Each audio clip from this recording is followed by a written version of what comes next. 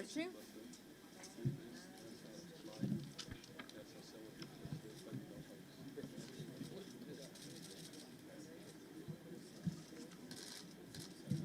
Boa tarde a todos. Boa tarde a todos.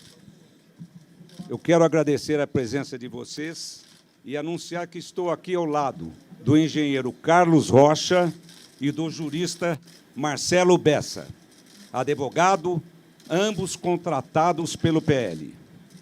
Muito de vocês deve estar se perguntando por que eu resolvi pedir um relatório sobre o processo eleitoral.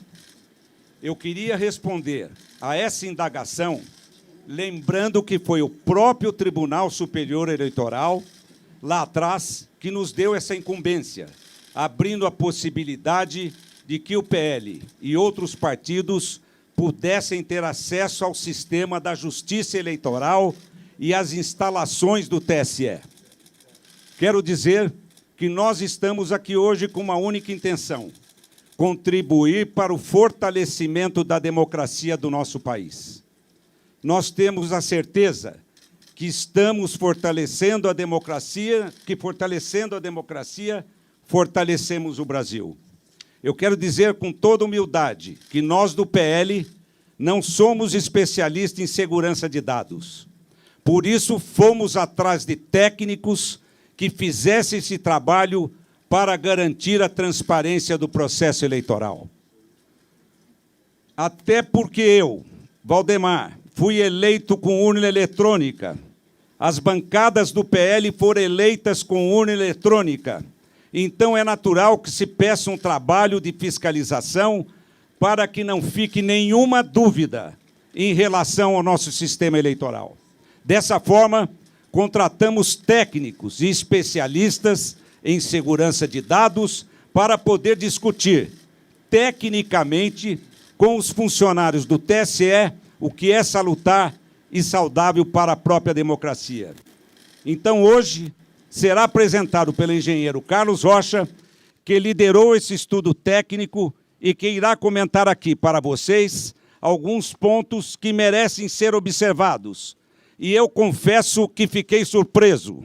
Repito, esse relatório não expressa a opinião do Partido Liberal, mas é o resultado de estudos elaborados por especialistas graduados em uma das universidades mais respeitadas do mundo e que, no nosso entendimento, deve ser analisado pelos especialistas do TSE, de forma que seja assegurada e resguardada a integridade do processo eleitoral, com o único intuito: fortalecer a democracia para fortalecer o Brasil.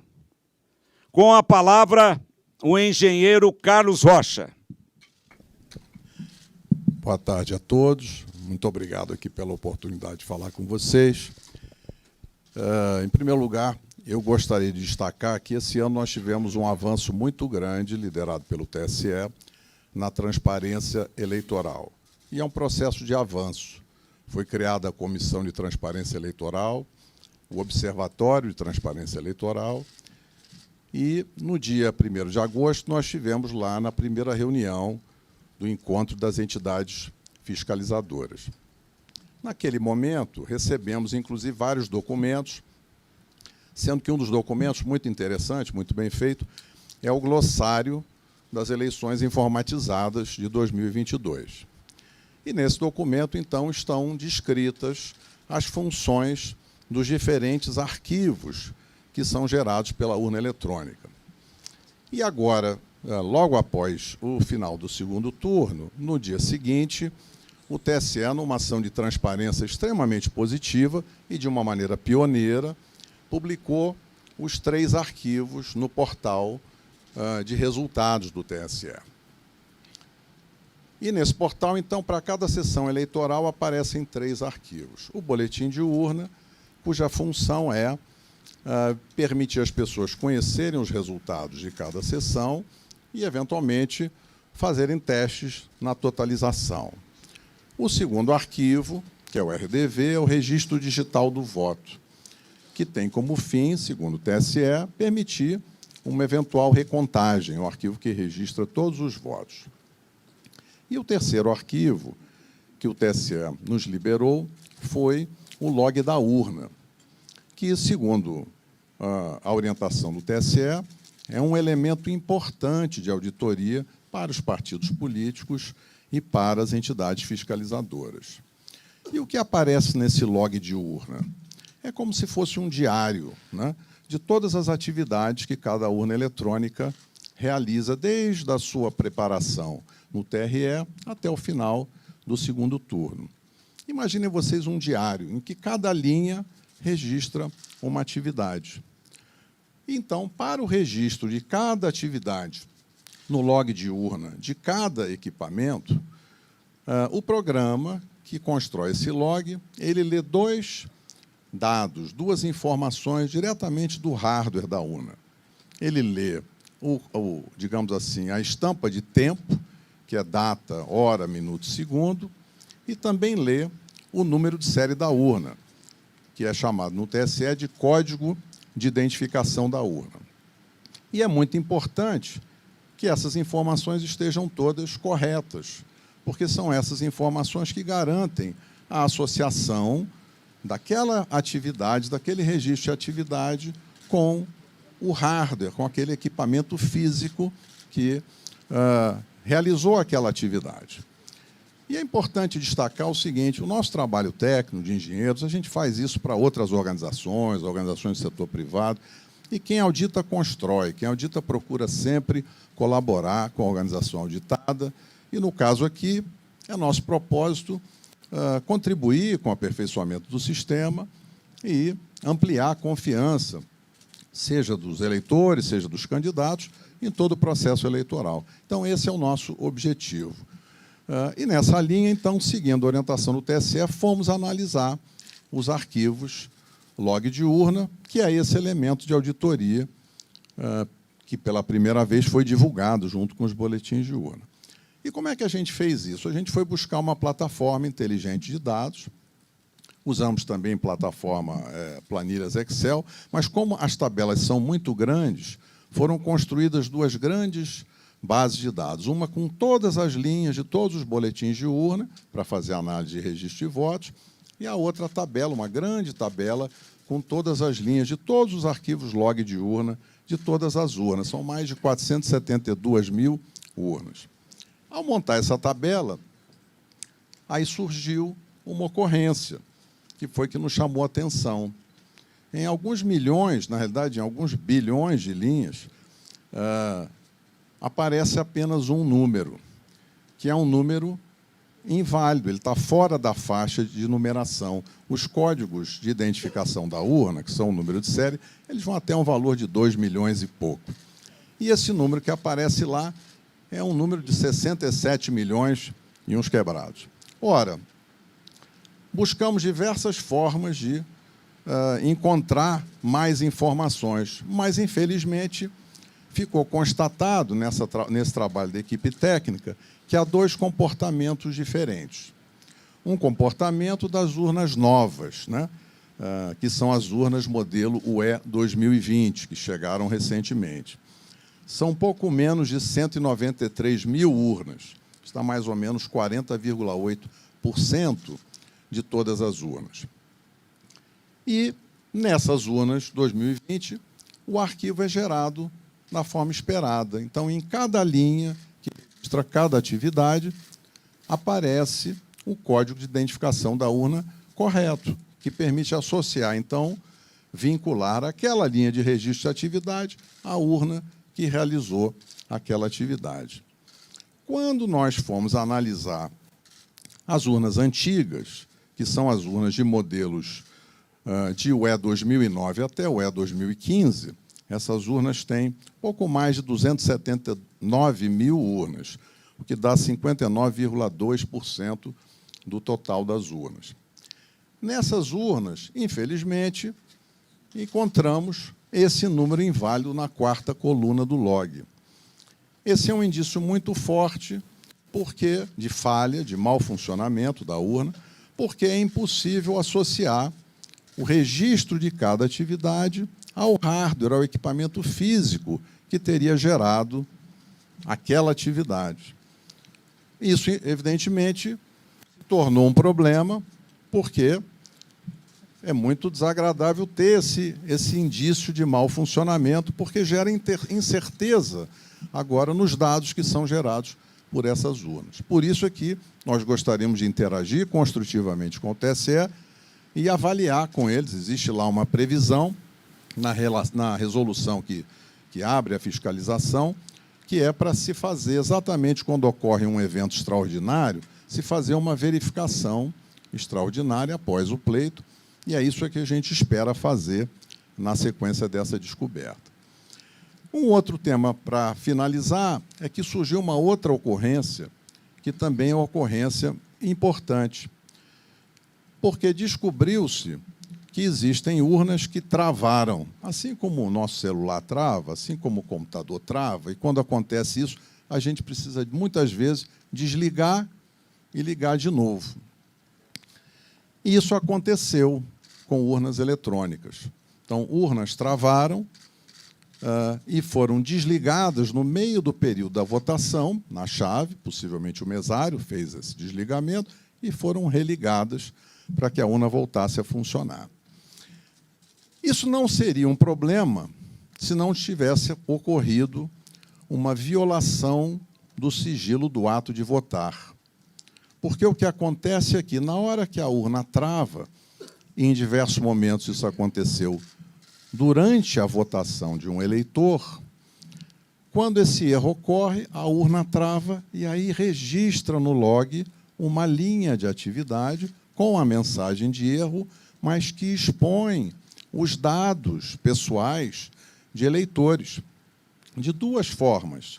Seja no nome completo do eleitor, em algumas ocasiões, em torno de 200 ocorrências, seja expondo o número do título de eleitor daquele eleitor que estava votando no momento em que a urna travou. Ora, esse ponto é um ponto muito sensível, porque o sigilo da votação e o sigilo do ato de votar é um direito constitucional.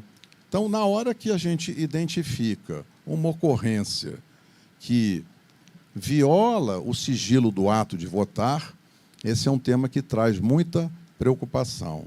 Então, será muito importante trabalhar com os colegas do Tribunal Superior Eleitoral para averiguar o que poderá ter causado esse tipo de ocorrência. Mas o que na realidade, resulta dessas duas ocorrências, tem outros indícios e, possivelmente, aí o relatório técnico vai ser divulgado, vocês vão ver dados mais detalhados sobre a análise que foi feita. Mas a gente resolveu falar para vocês, nesse tempo curto, dessas duas ocorrências. Então, finalizando, uma ocorrência é em cada linha de registro da atividade de funcionamento da urna. Em todas as urnas, modelos antigos, o código é inválido.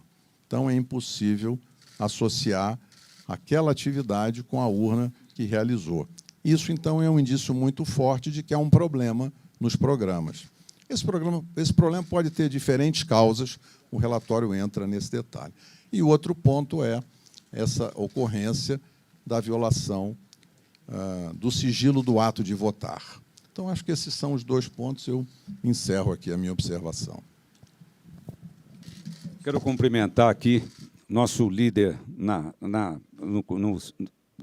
no Senado, o Portinho. Quero cumprimentar também o Atineu, nosso líder na Câmara. Quero cumprimentar o Magno Malta. Nossos deputados estão aqui, vários deputados que vieram aqui, o Gustavo, que veio aqui nos prestigiar, General Girão e muitos deputados, o Luiz Lima. Quero agradecer a presença de todos. E quero passar a palavra agora para o advogado Marcelo Bessa. Boa tarde a todos. Eu vou tentar ser bem breve para explicar as razões jurídicas que levaram o partido... Estão vendo melhor? Vou tentar ser bem breve para explicar as razões jurídicas que levaram o Partido Liberal a ingressar com esse pedido perante o Tribunal Superior Eleitoral. Em razão desse relatório técnico gerado pela equipe que foi contratada pelo Partido Liberal para auxiliar no trabalho de fiscalização do sistema eleitoral e do processo eleitoral, o que é, inclusive, uma missão institucional de todos os partidos políticos, até por força da da legislação e da resolução 23173 do Tribunal Superior Eleitoral, esse relatório gerado apontou inconsistências nas urnas fabricadas anteriormente ao ano de 2020. Essas inconsistências são recorrentes em todas estas urnas. Com relação às urnas fabricadas em 2020, essas inconsistências não existem. Segundo foi apurado pela nossa área técnica contratada, essas inconsistências não permitem atestar o resultado ou que aquelas urnas efetivamente registraram o resultado eleitoral ou o voto à vontade do eleitor. Isso não quer dizer que ocorreu uma fraude, mas é uma possibilidade de fragilidade que leva aqui. Não se tem a certeza, segundo foi apurado pela nossa área técnica, de que aquelas urnas tenham credibilidade o suficiente para atestarem aquela votação. E o que aconteceu também foi isso, é um dado relevante técnico que levou ao Partido Liberal a essa. O que levou o Partido Liberal a essa decisão foi que nesses erros que são recorrentes nessas urnas de de fabricação anteriores a 2020, que nessas urnas o resultado eleitoral aponta a vitória de um determinado candidato, o candidato Lula, num percentual de 52% contra 47% do candidato Bolsonaro. Por outro lado, nas urnas novas, em que é possível a certificação plena do resultado eleitoral, segundo a nossa área técnica, segundo o relatório que nos foi enviado, esse resultado é diferente. Nesse caso, o candidato Bolsonaro teria 51%, pouco mais de 51% dos votos, e o candidato Lula teria 48,95% dos votos. Há, então, dentro de um dado objetivo, uma discrepância de resultados que, então, com base na resolução do próprio Tribunal Superior Eleitoral, fizemos uma representação para que o Tribunal Superior Eleitoral instaure e aprofunde um estudo para verificação da existência desse mau funcionamento e, em verificando que efetivamente houve esse mau funcionamento, que daí aplique as consequências legais que entender necessárias.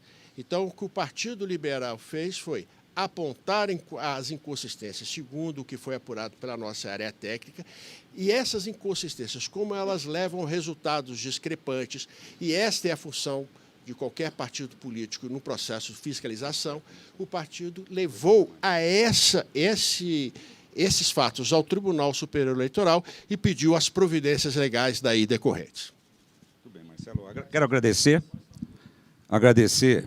a atenção de todos,